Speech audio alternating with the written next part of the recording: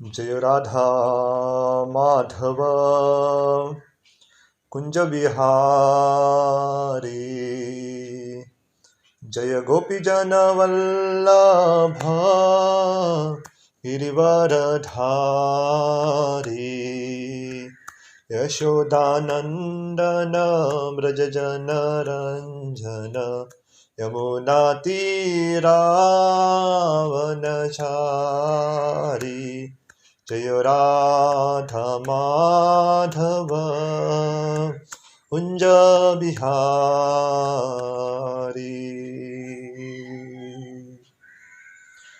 ओम नमो भगवते वासुदेवाय। ओम नमो भगवते वासुदेवाय। ओम नमो भगवते वासुदेवाय। नारायणं नमस्कृत्यं नरं चैव नरोत्तमं देवीं सरस्वतीं व्यासं ततो जायेमुदीरये। नष्टप्रायेषु अभद्रेषु नित्यं भागवत सेवया भगवती उत्तमश्लोके भक्तिर्भवति नैष्ठिकी। कृष्णाय वासुदेवाय देवकी नन्दनाय च नन्दगोपकुमाराय गोविन्दाय नमो नमः। नमो विष्णुपदाय कृष्णप्रेष्ठाय भूतले श्रीमते भक्तिवेदांत स्वामिनिति नामिने। नमस्ते सरस्वती देवे गौरवाणी प्रचारिणे निर्विशेष शून्यवादी पाश्चात्यदेशतारिणे। जय श्री कृष्ण चैतन्य प्रभु नित्यानंद श्री अद्वैत गदाधर श्रीवासादि गौर भक्तवृंद। हरे कृष्णा कृष्णा कृष्णा हरे हरे हरे राम राम राम हरे हरे। हरे कृष्णा। श्रीमद् भागवतम का दूसरा स्कंद हमारा चल रहा है। दूसरे स्कंद के दूसरे अध्याय के श्लोक क्रमांक 16 तक हमने किए थे, तो आज श्लोक क्रमांक 17वां है। न यत्र कालो निमिषान् परः प्रभु कुत नु देव जगतां या ईश्वरे। न यत्र तत्वत न राजस्तमश्च नावै विकारनो न महान प्रदानम। न not यत्र wherein कालः destructive time animisham of the heavenly demigod parah superior prabhu controller kutah where is there nu certainly devah the demigod jagatam the mundane creatures ye those ishre rules na not yatra therein sattvam mundane goodness na nor rajah mundane passion tamah mundane ignorance cha also na nor why certainly vikarah transformation na nor mahana the material causal ocean pradhanam material nature. Translation: in that transcendental stage of labdo pashyanti there is no supremacy of devastating time which controls even the celestial demigod who are empowered to rule over mundane creatures, and what to speak of the demigod themselves. Nor is there the mode of material goodness, nor passion, nor ignorance, nor even the false ego, nor the material causal ocean, nor the material nature. तो ये अगर आपको याद रहेगा तो ये कल से श्लोक से संबंधित में, तो कल क्या कहा गया था कि हमारे मन को हमारी बुद्धि से उसे नियंत्रित करके मन को बुद्धि के अंदर समा लेना चाहिए, और मन और बुद्धि को लेके आत्मा में और तीनों को लेके परमात्मा में, या सादी भाषा में मन को हमें बुद्धि के साथ नियंत्रण करते हुए भगवान की सेवा में लगना चाहिए। तो ऐसे जो इसका पालन करते हैं वो स्तर को कहते हैं संस्कृत में लब्धो पश्यंती। तो लब्धो पश्यंती क्या है? जिसे ऐसा स्तर है जहाँ पे कोई ये नहीं होता, आराम से भगवत सेवा में लगे हुए, तो ये एक हो गया। और ऐसे जो पालन करते या वो योगी हो या भक्त हो, उनको जो काल रहता है या जो समय रहता है उसका प्रभाव नहीं पड़ता। तो जो काल बड़े बड़े देवी देवता के ऊपर भी प्रभाव करता है तो उसके ऊपर वो कुछ नहीं कर पाता। तो आगे कहा गया कि उसे तीनों गुण जो है सत्व रजस और तमो गुण, और इसके साथ साथ अहंकार, और उसके साथ साथ जो कारण सागर है उसका भी उसके ऊपर ये प्रभाव नहीं होता। इसका मतलब ये ऐसा एक स्तर है कि जिसके ऊपर तीन गुण हो, काल हो, महत्त्व के या साक्षात अलग अलग स्तर जो है उसका प्रभाव नहीं होता। उसका स्पष्टीकरण हम देखेंगे तात्पर्य में। तो devastating time which controls even the celestial demigod by its manifestation of past, present and future does not act upon the transcendental plane.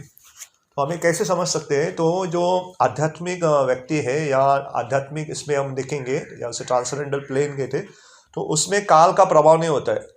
आध्यात्मिक जगत में सब कुछ चलता है लेकिन समय नहीं है, समय है भी नहीं है। तो इंग्लिश में उसे इनकॉन्स्पिशियस बाय इट्स एब्सेंस बोलते हैं। तो है भी और नहीं भी।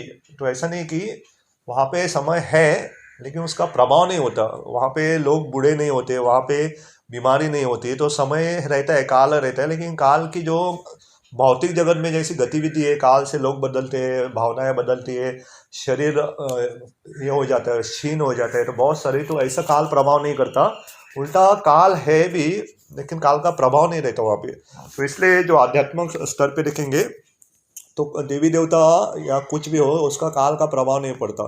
तो ऐसे योगी जो भगवान में अपने आप को या परमात्मा की ओर लीन किया, उससे काल का प्रभाव नहीं पड़ता। इसका मतलब ये नहीं कि उसका शरीर नहीं बदलेगा, शरीर तो क्षीण होगा, लेकिन आध्यात्मिक स्तर पे देखेगा तो उसे कुछ फर्क नहीं पड़ेगा। The influence of time is animated by the symptoms of birth, death, old age and disease, and these four principles of material condition are present everywhere in the part of the material cosmos up to the planet Brahmalok, where duration of life of the inhabitant appears to us to be fabulous. तो दूसरा हमें जानना चाहिए कि काल के प्रभाव का क्या रहता है। जन्म, मृत्यु, जरा, व्याधि, खास करके ये जो चार वस्तु है या ये काल के प्रभाव में हमें दिखाया जाता है। लोग जन्म लेते हैं, बाद में जन्म के बाद उनकी जब बड़े हो जाते हैं तो वृद्ध हो जाते हैं या बीमारी आ जाती है, और सबसे आखिरी में हो जाते हैं मृत्यु।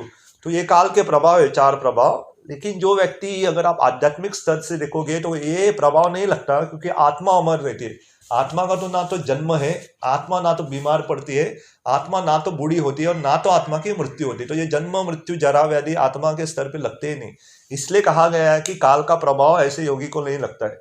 इसलिए हम देखते हैं कि जो महान योगी रहते हैं, भक्त रहते हैं, उनके ऊपर काल का प्रभाव नहीं रहता है।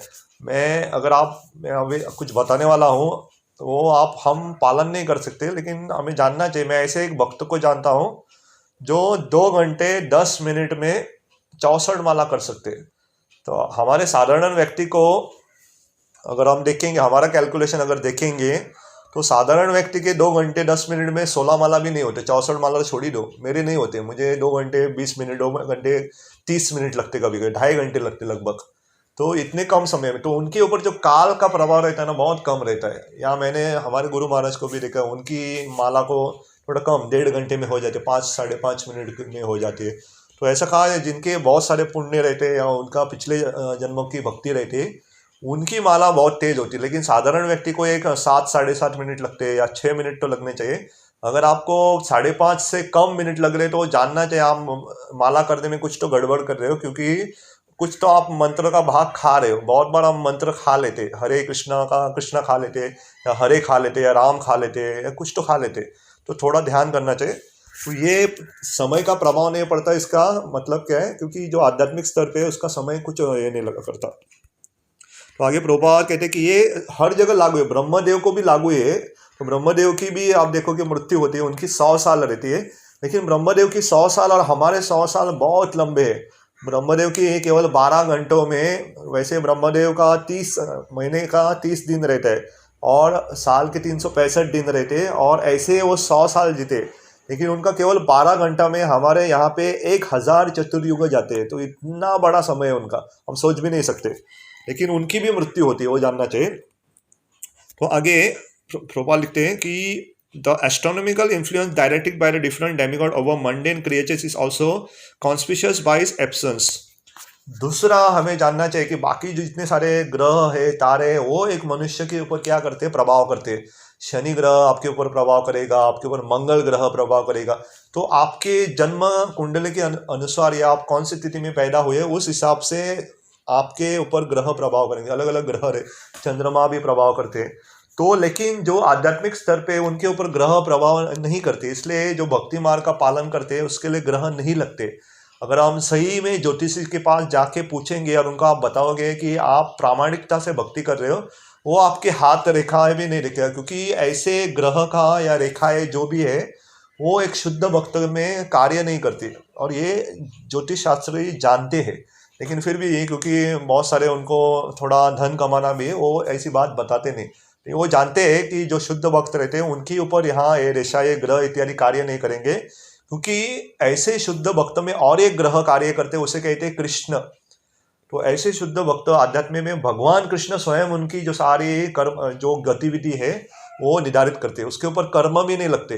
तो हमें जानना चाहिए कर्म का सिद्धांत शुद्ध भक्त को भी नहीं लगता, कर्म है लेकिन उसका जो प्रभाव है भगवान स्वयं उसके संरक्षण कर, भगवान स्वयं देखते। जैसे हम पांडवों के जीवन में देखें, भगवान ऐसा नहीं कि पांडव को दुख नहीं हुआ, बहुत सारे उनके ऊपर कठिनाई आती थे, नाना प्रकार के उनके ऊपर कुछ ना कुछ आता रहता, उनको मारने का प्रयत्न किया, जहर दिया गया, वनवास में भेजा गया और कितने बड़े बड़े युद्ध हुए। तो ये सब कुछ था, लेकिन उनको जो कृपा है वो भगवान उनका पूरी देख रहे थे। तो उनको ऐसे भौतिक कर्म के कारण ऐसा दुख हुआ ऐसा भी नहीं है, तो उनके थे। लेकिन साथ साथ उनके ऊपर एक और एक ग्रह है, वो है कृष्ण। कल में और एक सुंदर उल्लेख कुंती महारानी की प्रार्थना में भी आप अगर देखोगे तो कुंती महारानी जब प्रार्थना करती है, कृष्ण कृष्ण करके 2 बार कृष्ण करके प्रार्थना करती है। तो ये जो कृष्ण है और वापस कृष्ण करके 2 बार कृष्ण कहती है, तो ये कृष्ण है अर्जुन। तो अर्जुन का भी एक नाम कृष्ण है, क्योंकि अर्जुन अपने सारे मत को, अपने चित्त को, अपने व्यवहार को, अपनी बोली को, अपने विचारों को सारे उन्होंने कृष्ण से एकमत किए थे, इसलिए अर्जुन का एक नाम कृष्ण है। और वो थोड़े कृष्ण के वर्ण के भी थे। तो अगर हम भगवान की वाणी के अनुसार, भगवान की आदेश के अनुसार हम कार्य करते, तो हम भगवान के सेवक के रूप में स्वीकारे जा सकते। तो भगवान की भक्ति का मतलब क्या है? तो भगवान की भक्ति का सादी भाषा में मतलब है भगवान ने दिए हुए आदेशों का पालन करना, भगवान के जो प्रतिनिधि है जो गुरु के रूप में, उनके आदेशों का पालन करना, ये है भक्ति। अगर हम स्वयं की ढंग से पालन कुछ भी करेंगे तो उसे भक्ति नहीं कहते। तो भगवान या भक्तों को जो पसंद है उसके अनुसार कार्य करना, उसे कहते हैं भक्ति। तो इंग्लिश में एक कहावत है कि devotion is to please the beloved. तो भक्ति क्या है? हमारे जो प्रिय की या जो जिसके प्रति हम भक्ति करते हैं उसे खुश करना है। नहीं तो इसलिए प्रभुपाद ने जो अनुवाद किया डिवोशन, तो सादी भाषा में डिवोशन, इंग्लिश में जब भक्ति का अनुवाद होता है तो साधारण लोग क्या करेंगे? डिवोशन करके करेंगे। तो डिवोशन का मतलब है भक्ति इंग्लिश में। ये प्रभुपाद का आप पढ़ोगे, उन्होंने डिवोशन करके नहीं लिखा, जानबूझ के डिवोशनल सर्विस लिखा है कि भक्ति का मतलब क्या है? सेवा करनी चाहिए। तो सेवा नहीं करेंगे तो क्या फायदा है? तो इसलिए अगर कोई कहता है कि मैं आपके प्रति प्रेम करता हूँ लेकिन आपका सुनता ही नहीं, तो प्रेम कहाँ से? तो प्रेम करते हो तो आपकी सुननी चाहिए और आपकी सेवा भी करनी चाहिए। तो ये दोनों होना चाहिए। तो यहाँ पे काल का प्रभाव नहीं होता है, दूसरा ग्रह का प्रभाव नहीं होता। किसके ऊपर? जो ये स्तर, जो आध्यात्मिक स्तर पे जिसका मन, जिसका बुद्धि भगवान की सेवा में लगा हुआ है, या जिसका मन बुद्धि जो परमात्मा स्वरूप पे लगा है, उनके ऊपर ये ग्रह हो या काल हो प्रभाव नहीं करता। तो आगे देखेंगे और क्या नहीं प्रभाव। The living entity change the material body in different shapes and form under the influence of the different modes of material nature, but in the transcendent state the devotee is गुणातीत और above the material modes of goodness, passion and ignorance. दूसरा, एक जीवात्मा को अलग अलग शरीर प्राप्त होते, वो सत्वगुण, रजोगुण और तमोगुण के हिसाब से होते हैं। अगर कोई सत्वगुण वाला कार्य करते तो उसे सत्वगुण वाले आगे जाके शरीर प्राप्त होंगे। अगर कोई रजोगुण में कार्य करते तो उसे रजोगुण वाले शरीर प्राप्त होते। और खास करके रजोगुण में बहुत सारे जो मांसाहारी प्राणी रहते उनको शरीर प्राप्त होते। कोई तमोगुण में है तो उनको अलग अलग जो तमोगुणी में पशु रहते, जैसे कौवे को तमोगुण में माना जाता है, या जो ये रहता है जैकल जिसे कहते हैं, जो जंगली कुत्ता रहता है, जैसे बहुत सारे तमोगुणी रहते हैं लोग, जो पशु रहते उन, या जो आउल रहते हैं, या बहुत सारे ऐसे, उनको ऐसी योनि प्राप्त होती है। तो ये निर्धारित करते हैं कि हमारे सत्वगुण में हो, रजोगुण में कार्य करे या तमोगुण में, तो हमारे अगली गति भी वैसे ही प्राप्त होगी। लेकिन जो ये स्तर पे उसको लगता नहीं। अगर आप ये स्तर पे, जिसे पहले उल्लेख किया गया है कि आपका मन बुद्धि लेके आप भगवान की सेवा में लगे हो, तो रजोगुण का प्रभाव नहीं होता आपके ऊपर, बाद में सत्वगुण का भी नहीं होता और तमोगुण का नहीं होता, क्योंकि ये स्तर को दूसरा वासुदेव स्तर भी कहते हैं, या दूसरी भाषा में शुद्ध सत्व कहते हैं। तो वासुदेव स्तर जो है उसे शुद्ध तत्व, ये तीनों गुणों से ऊपर उठ जाते हैं। तो हमें जानना चाहिए कि हम जो भक्ति कर रहे हैं इसमें क्या क्या प्रभाव कम हो रहे। अगर बाद में देखा जाए सारे ऋण हमारे रहते, माता पिता के ऋण रहते, समाज के ऋण रहते, देवी देवता के ऋण रहते, ब्राह्मण के ऋण रहते, बहुत सारे ऋण हमारे ऊपर रहते। तो केवल भक्ति करने से, भगवान का भक्त बनने से सारे ऋण हमारे पूर्ति हो जाते, वो पहुंच जाते। तो हमें ये भक्ति ऐसा ही नहीं समझना चाहिए, ये हमें इतना सुदुर्लभ वस्तु प्राप्त हुई है कि जिसे जन्मों जन्मों के बाद ऐसी प्राप्त हुई है कि सारे बिना कुछ किए ही सारे प्राप्त हो जाते। तो ये तीसरा हमने जानना चाहिए। आगे the thus the false ego of I am the Lord and I survey does not arise there. In the material world, the false ego of the living beings trying to lord it over the material nature is something like the moths falling in a blazing fire. The moth is captivated by the blazing beauty of the fire, and when he comes to enjoy it, the blazing fire consumes it. तो आगे ये बहुत महत्वपूर्ण है। तो ये स्तर पे या ऐसे स्तर पे जो व्यक्ति होता है उससे अहंकार सताता नहीं, जैसे फॉल्स ईगो सताएगा नहीं, तो वो व्यक्ति कभी अहंकारी नहीं बनेगा। जस्ट अगर आपने अनुभव किया रहेगा, तो मैं ये रोज मैं करता हूँ, मैं जस्ट 7 बजे से पहले 10-15 मिनट कुछ तो पढ़ लेता हूँ। तो मैं अभी एक तीसरे स्कंद का एक बहुत सुंदर श्लोक पढ़ रहा था, तो साधुओं के लक्षण के बारे में बहुत सुंदर पढ़ रहा था मैं। तो साधुओं के लक्षण क्या है? तितिक्षस्व, कारुणा, म्हणजे बहुत हमें सहनशीलता, बहुत दया की भावना, उसके कोई दुश्मन नहीं है, सारे गुण है, साधु भूषणम कहते हैं उसे। तो ये साधुओं के गुण कैसे प्राप्त होते हैं? जब हम प्रामाणिकता से भक्ति करते हैं, प्रामाणिकता से सालों साल नियमित रूप से हम पालन करते हैं, तो भगवान उपहार के रूप में ये गुण हमें देते हैं। तो ये गुण आते नहीं, नम्रता, तितिक्षस्व, ये सूर्यद, ऐसे गुण ऐसे ही नहीं आते। तो भक्ति में कोई नम्र है तो हमें जानना चाहिए भगवान की विशेष कृपा है। भक्ति में कोई सहनशील है तो हमें जानना चाहिए भगवान की बहुत कृपा है करके। तो अगर मैं उदाहरण दे सकता हूँ, जब अगर कोई समाज में अच्छा कार्य कर रहा है तो गवर्नमेंट क्या करते है, उसे पुरस्कार देते हैं, भारत रत्न देती है उसे, या कोई सेना में बहुत अच्छा काम कर रहे हैं तो उसे परमवीर चक्र देते हैं। तो किसी भी आदमी को परमवीर चक्र मिल सकता है क्या? अगर आपने पड़ोसी को मारा तो आपको परमवीर चक्र मिलेगा? नहीं मिलेगा।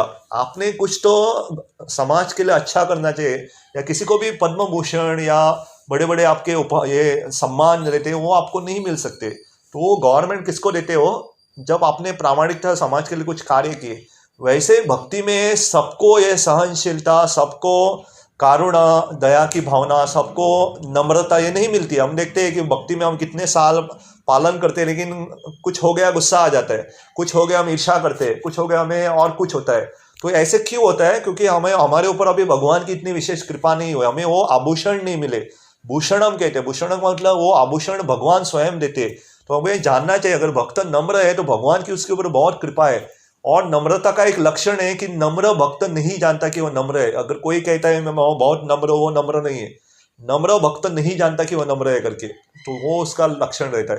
तो ये सारे गुण क्या होता है, और उसमें खास करके यहाँ उल्लेख किया गया, वो व्यक्ति कभी अहंकारी नहीं बनेगा, तो अहंकार नाश हो जाता है। अगर आप जानते हो सब कुछ भगवान की दया से, कृपा से हो रहा है, तो अहंकारी कैसे बन सकते हो? कल मैं और एक प्रभुपाद के गुरु भाई थे, उनके बारे में पढ़ रहा था, प्रभुपादानंद सरस्वती ठाकुर। ये प्रभुपाद भक्ति सिद्धांत सरस्वती ठाकुर के वरिष्ठ भक्त सन्यासी शिष्य थे। तो उनका जो 99 ईयर्स के थे, उनका 100 साल में, तो उनका जब व्यास पूजा मना रहे थे, तो उन्होंने 21 साल से भक्ति मार्ग में आए थे, और 21 साल की उम्र से अभी 99 के हुए थे, तो लगभग 78 ईयर। सो 78 ईयर से वो 16 माला नहीं, गौड़ीय वैष्णव में 64 माला करते, तो 64 माला से ऊपर माला करते, और वो सन्यासी भी थे इतना। तो उनको जब पूछा गया था ये आपकी सफलता का राज क्या है करके, उन्होंने क्या सुंदर उदाहरण दिया। तो ये अगर उदाहरण समझ जाएंगे तो कभी अहंकार नहीं आएगा। तो उन्होंने कहा कि जब समाज में किसी बड़े व्यक्ति के पुतले बनाए जाते हैं ना, तो हम देखते कोई नेता है या कोई बड़े जिसने कार्य किए, तो पुतले रहते हैं समाज में। तो पुतलों को कभी कभी क्या किया जाता है, हार पहनाया जाता है, और पुतले के हार के नीचे क्या हो जाए, कभी कभी एक कुत्ता बैठ लेता है। तो हार का क्या होता है कि झड़ता है, उसके पंखुड़ियाँ झड़ती है ना, तो फूल थोड़े कुत्ते के ऊपर भी गिरते हैं। तो कुत्ते में कुछ तो ये नहीं है, काबिलियत नहीं, कुत्ता तो ऐसे बैठा हुआ है वहां पे उसके पाँव के नीचे, लेकिन जो हार है ऊपर वाला पुतले का, वो नीचे गिर गया। तो कुतले, तो उन्होंने कहा कि मैं मेरे गुरु का कुक्कुर है। तो बंगाली में कुत्ते को कुक्कुर कहते हैं। तो मैं कुक्कुर, और ना केवल कुक्कुर हूँ, मैं बाकी सारे गुरु भाइयों कुक्कुर दास कहते हैं, सारे कुक्कुर, सारे जो मेरे गुरु के शिष्य है उसका दास होकर के यही मेरी ये है करके काबिलियत है करके कि मैंने मेरे गुरु की सेवा की इतने सालों से और आगे भी करूँगा।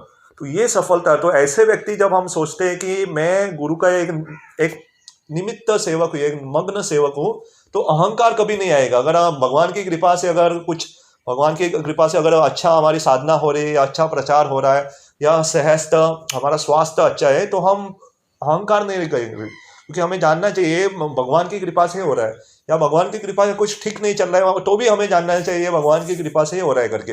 तो ऐसे व्यक्ति को कभी अहंकार नहीं आएगा, ऐसे व्यक्ति को स्वामित्व की भावना नहीं आएगी, मैं मेरा करके, मैं कर रहा हूँ करके। इसलिए आप देखोगे इंग्लिश में सबसे बड़ी गलती करते हैं कि आप आय भी छोटा नहीं लिख सकते, आय बड़ा लिखना है, आय का मतलब मैं करके। लेकिन हम जब भक्ति में आते हैं मैं मेरा मैं ऐसा नहीं होता है, ये बकरी की तरह नहीं करते हम मैं करके। तो मैं जो अहंकार है वो काट देते। तो ये जब हम पालन करते तो मन को बुद्धि को भगवान की सेवा में लगा देते तो अहंकार चला जाता है। तो इसलिए हम देखते हैं कि भक्ति में बड़े बड़े आप साइंटिस्ट हो, डॉक्टर हो, इंजीनियर हो या छोटे साधारण घर के भी हो, सब एक समान आ जाते। तो आप कौन से भी कोई, तो भगवान के सामने जब राजा प्रताप रुद्र या बड़े बड़े पुरी में जगन्नाथपुरी में राजा आते तो वो भी झाड़ू मारते। तो भगवान के सामने हमारा अहंकार क्या कर सकते हैं। तो आपको अगर और एक मैं उदाहरण देता हूँ ताकि इसे और अच्छी तरह से आप समझे। तो आपने साइंस में देखा रहेगा ये लव चुंबक जो रहता है, मैग्नेट जिसे कहते हैं, तो मैग्नेट आपने देखा रहेगा नॉर्थ पोल रहता है और साउथ पोल रहता है। तो जो भी बचपन में अगर आपने खेला या स्कूल में देखा रहेगा तो नॉर्थ जब सामने आते ना मैग्नेट वापस ऐसा दूर जाता है, तो सामने नहीं आता, मीन्स चिपकता नहीं। लेकिन नॉर्थ और साउथ उल्टा जब मैग्नेट को आप लाते हो तो क्या हो जाता है, चिपक जाता है। तो ये थोड़ा जो मैं अभी कह रहा हूँ ध्यान से सुनना चाहिए। तो भगवान इतने बड़े हैं, तो जब एक ही समान के आ जाते तो अगर हम भी समझते कि मैं बहुत बड़ा हूँ, अहंकारी हूँ, मैं करके, तो जब भगवान बड़े हैं और मैं स्वयं को समझता हूँ मैं भी बड़ा हूँ करके, तो भगवान की भक्ति मिलना बहुत, तो हम विफल बाहर चले जाएंगे। लेकिन जब भगवान के सामने आके हम नतमस्तक होकर नम्रता दिखाते हो तो नॉर्थ और साउथ पोल के समान हो जाता है। तो पहले की स्थिति में नॉर्थ करके वो दूर चले जाते हैं, लेकिन वही अगर हम नम्रता के साथ जाएंगे मंदिर में या भगवान के सामने नम्रता के साथ जाएंगे तो तुरंत टप चिपक जाता है, तो भगवान की सेवा प्राप्त होती है। तो ये जानना बहुत आवश्यक है कि भगवान, गुरु, वरिष्ठ भक्त या भक्तों के सामने या गुरु के सामने, भगवान के सामने या हर जीवात्मा के सामने हमें नम्रता दिखानी है। या और एक उदाहरण देखते हैं, जब पेड़ को बहुत सारे फल आ जाते हैं तो पेड़ थोड़ा झुकता है। तो झुकता का मतलब क्या है, उसमें बहुत सारे फल है इसलिए झुक रहा है, नहीं तो अहंकारी व्यक्ति ऐसा ऊपर रहता है। महाभारत में उल्लेख आता है कि दुर्योधन इतना अहंकारी था कि वो अपने सिर के ऊपर छतरी भी नहीं रखता था, धूप में चला जाता था, काला होता था, लेकिन छतरी नहीं पकड़ता था क्योंकि अपने सिर के ऊपर किसी को रहने ही नहीं देता था। तो ये अहंकार चला जाता है।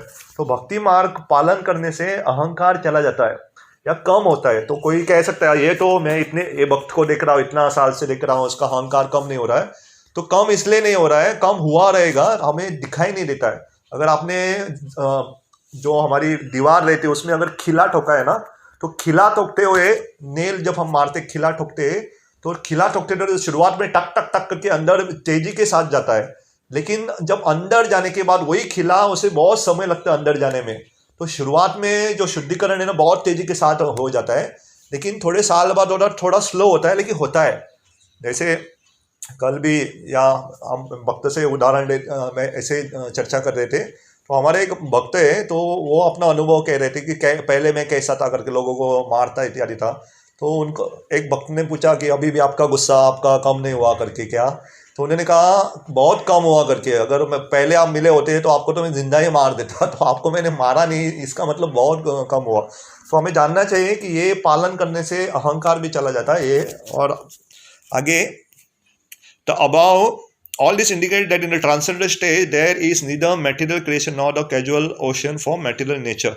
The above mentioned state of affair is factual on the transcendental plane, but it is factually revealed in the transcendental knowledge of the advanced stage of pure consciousness. Such transcendentalists are of two types, namely the impersonalists and the devotees.